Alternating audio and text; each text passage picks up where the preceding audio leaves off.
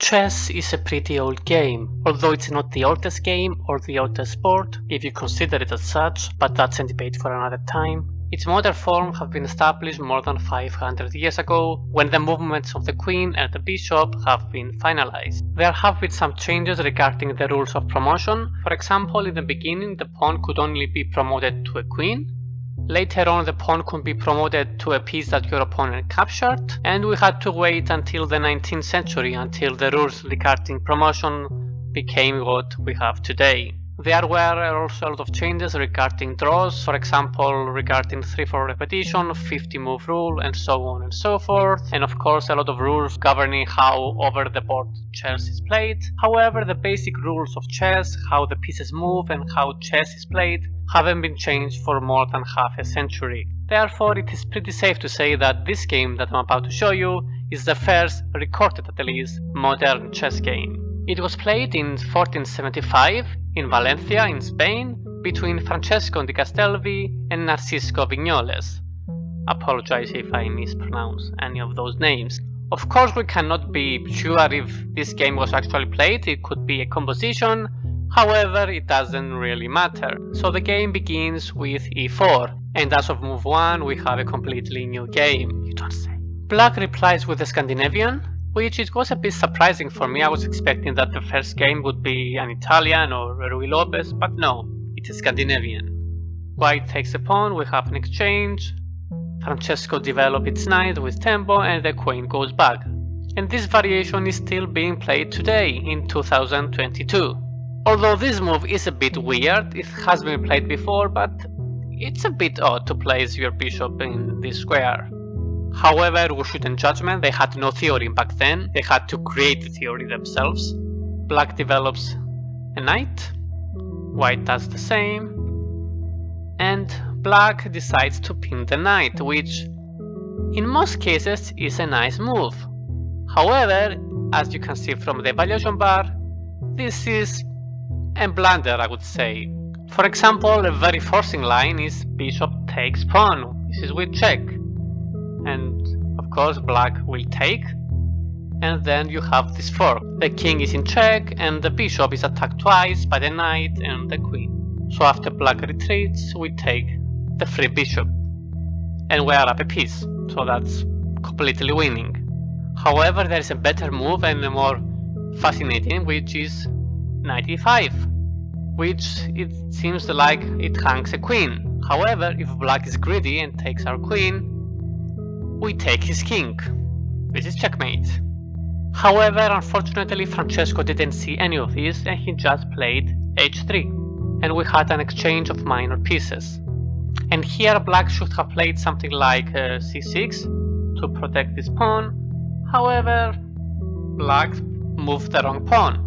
He played e6, and of course Francesco took this free pawn.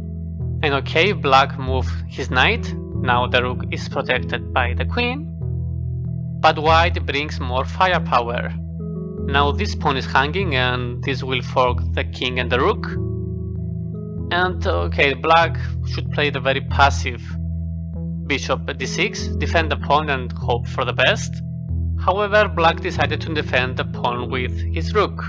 However, he left this pawn undefended. And any sensible modern person would have moved his rook with tempo, save the rook and attack the queen. But this is the 15th century, there was no such thing as saving a rook. Take my rook with your knight, and of course Francesco takes. Narcisco takes back. And now white pushes a pawn, and of course this pawn cannot be captured because then you lose a knight. I mean, the position is already lost for black. However, he tries to attack the queen and the bishop, which seems like a nice move. However, white can move the bishop with check. We have an exchange, another check, and black blocks with the knight, the other knight. Of course, if I was playing, I would castle to bring the other rook in and then develop my bishop, or the other way around. I'm not sure if castling was available at the time.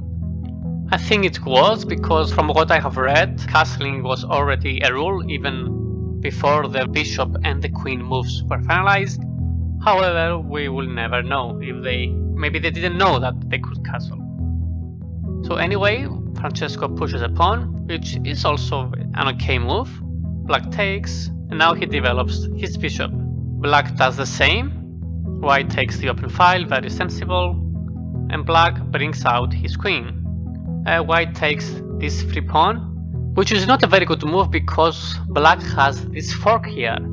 And you might say, why is that a fork? We can just take. Well, this is a check, and after you move, say goodbye to your queen. It's still okay for white, but they have to take the bishop, and then okay, you can exchange queens, but white is still better. He has 2 more pawns. However, black also missed this. He played queen g6. And now comes the move from the thumbnail. Bishop f4. At first glance this seems like a huge blunder. This bishop is undefended. Also, those 2 pawns are still hanging. So why did he play it? Well, the most obvious move, which is taking the free bishop, leads to mate in 2. And this is actually what happened in the game. Black just didn't see it. So that was the end of the game. However, let's go back a bit and discuss what black should have done better. This wasn't a very good move. It's a good move only if black falls for it, which he did, to be honest. What black should have played is something like queen e4 check. You don't lose your bishop because you can block the check with the bishop, but then you can take this pawn. The rook has to move. You can take another pawn, I think. Yes, you can take another pawn. And the game continues. White is still better, but not everything is lost. As long as you don't move this bishop and leave this square undefended. But as I said, in the actual game, Narcisco fell for this trap. He took the bishop and he got checkmated. So that was the first ever recorded modern chess game. Not of very high quality, there were a lot of blunders. However, who doesn't blunder? Who are we to judge them? So that was it. Francesco is the winner. Thanks for watching and see you in the next one.